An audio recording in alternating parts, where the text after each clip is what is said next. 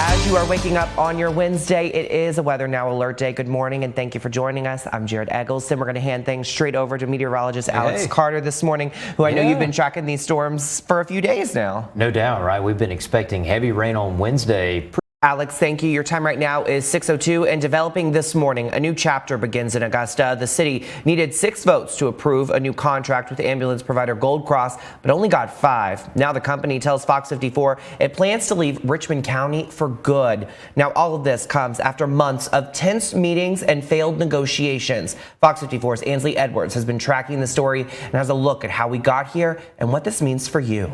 And the big question now, what happens next? Now, minutes after commissioners voted no to a new contract, we obtained the email sent from Gold Cross to the state. The company says it will voluntarily surrender its ownership of the emergency response zone in Richmond County. Now, right away, they say, Gold Cross goes on to say it will continue to provide service in Columbia and Jefferson counties. Now, we did also catch up with Mayor Garnett Johnson immediately following that tense meeting, and he shared his response to those who are now concerned about what comes next. For now, Johnson says he will rely on his EMS council to make sure citizens are protected while city leaders iron out a plan. Be sure to stick with us. We'll continue to follow this story for you.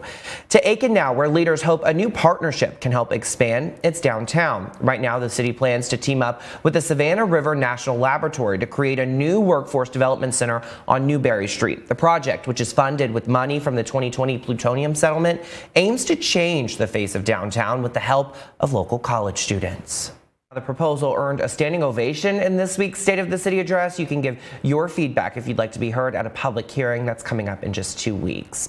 Happening today here in Augusta, Augusta University will open a new Center for Writing Excellence. The center helps writers and speakers from across campus find their voice. The new location will be on the first floor of Allgood Hall, and you can get your first look at it today when the university holds a launch party at 1 o'clock. Later today, Turner Construction will hold a community information session about construction for AU Health's new Columbia County Hospital. It'll be held at the Columbia County Exhibition Center from 4 to 6 p.m. There, you'll hear an overview of the project, job opportunities, and much more. We put information about this session over on WFXG.com. Well, new this morning in Augusta, a man will spend the next 5 years in prison after he assaulted his girlfriend back in 2019. Now, according to the DA's office, 44-year-old Keith Reese came home drunk and attacked his girlfriend with a sound bar at an apartment on Alexander Drive. Now, in addition to his prison sentence, Brown will also spend the next 15 years on probation. Happening right now in Grovetown, the police department needs your help finding a woman they say took advantage of a disabled adult. This is 29-year-old Kelsey Beverland, and officials say Beverland is wanted for financial transaction fraud, felony theft, and exploitation of a disabled adult. Now, if you've seen her or know where she might be, investigators say do not approach her, but to call the Grovetown Police Department.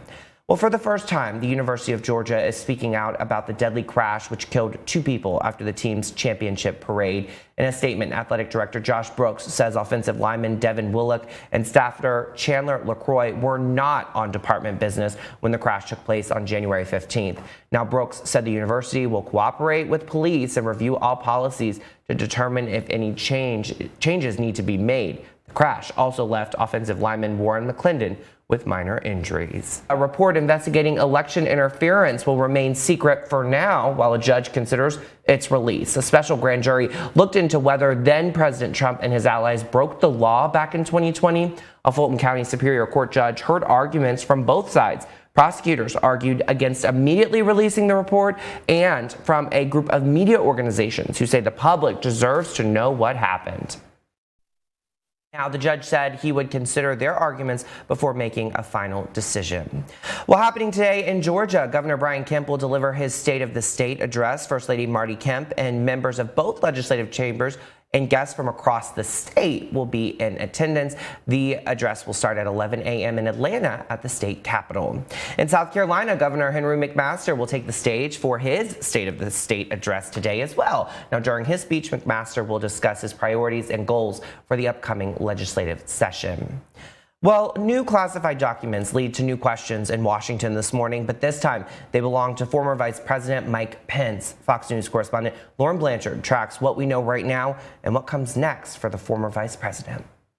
Your time right now is 6:12. After the break, severe weather leaves a trail of destruction in Texas. We have a look at the damage and what comes next on the road to recovery. Plus, the invitations are out for the biggest night in Hollywood, who you can expect to see at this year's Oscars ceremony. But first, Alex, I know we got a Weather Now alert day.